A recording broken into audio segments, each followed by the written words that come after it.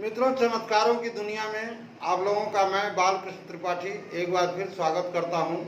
आज के वीडियो में मित्रों हम आपसे बात कर रहे हैं टाइटैनिक जहाज के बारे में। कुछ बात करेंगे कि वह जहाज जो है वह कैसे और किन परिस्थितियों में डूब गई।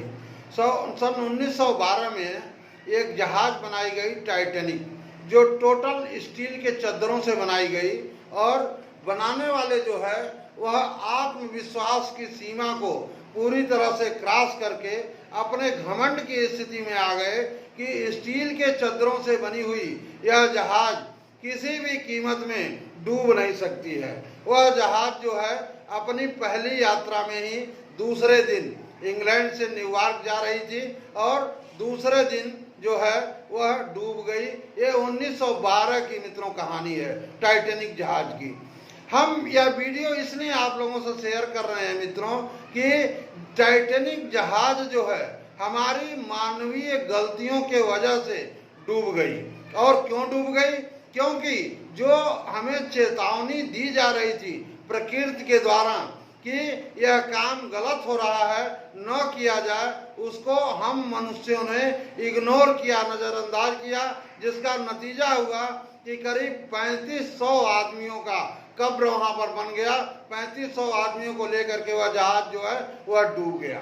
क्या क्या कमियों को नज़रअंदाज किया, किस किस चेतावनी को हम लोगों ने नज़रअंदाज किया वहां पर, इसको हम लोग मित्रों जानने का प्रयास करते हैं कि उस जहाज को बनाने में 2 लोग मर गए और करीब 265 या 67 लोग बुरी तरह से घायल हो गए।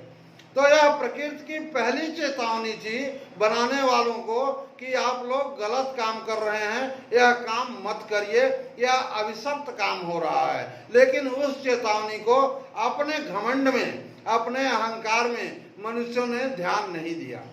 आगे मित्रों हम जानते हैं कि घमंड की कितनी बड़ी सीमा थी कि जो लाइफ बोट पानी के जहाजों में रखा जाता है, वहां टाइटैनिक में लाइफ बोट रखने की क्षमता थी कुल 62 लाइफ बोट उसमें रखे जा सकते थे। लेकिन मनुष्य के अंदर इतना घमंड था कि यह जहाज डूब ही नहीं सकती है। सिर्फ 20 लाइफ बोट उसमें रखे गए, जबकि 62 रखे जा सकते थे। लाइफ जैकेट भी नहीं रखे गए, 2-4-10 रख लिया गया कि यह जहाज तो डूबने वाला नहीं है, इसमें लाइफ जैकेट और लाइफ बोट की कोई जरूरत ही नहीं है। मतलब हमारा जो आत्मविश्वास था वह पूरी तरह से घमंड में परिवर्तित हो चुका था। दूसरी सबसे बड़ी गलती मित्रों, जो वानी को जहाज को चलाने के लिए दूरबीन की जरूरत पड़ती है, वह दूरबीन जो है वह अलमारी में लॉक करके और उसकी चाबी ही गायब हो गई। यानी जो चालक दल था उसके पास दूरबीन नहीं थी, नहीं तो जिस आइसबर्ग से टकरा करके टाइटैनिक जो है वह डूबी, उससे टकराने के पहले वह देख सकते थे कि सामने जो है आइसबर्ग है, अगर उनके पास दूरबीन होता तो। और लास्ट और सबसे भयानक गलती मित्रों आपको बताऊं कि थोड़ी देर पहले, लड़ने से 1 घंटा पहले रेडियो मैसेज पास हुआ था किसी जहाज पर से। समुद्र के अंदर किसी जहाज ने रेडियो मैसेज पास किया था कि आगे जो है वह बहुत खतरनाक आइसबर्ग है, आप लोग बड़ी सावधानी से जो है वह चलिए।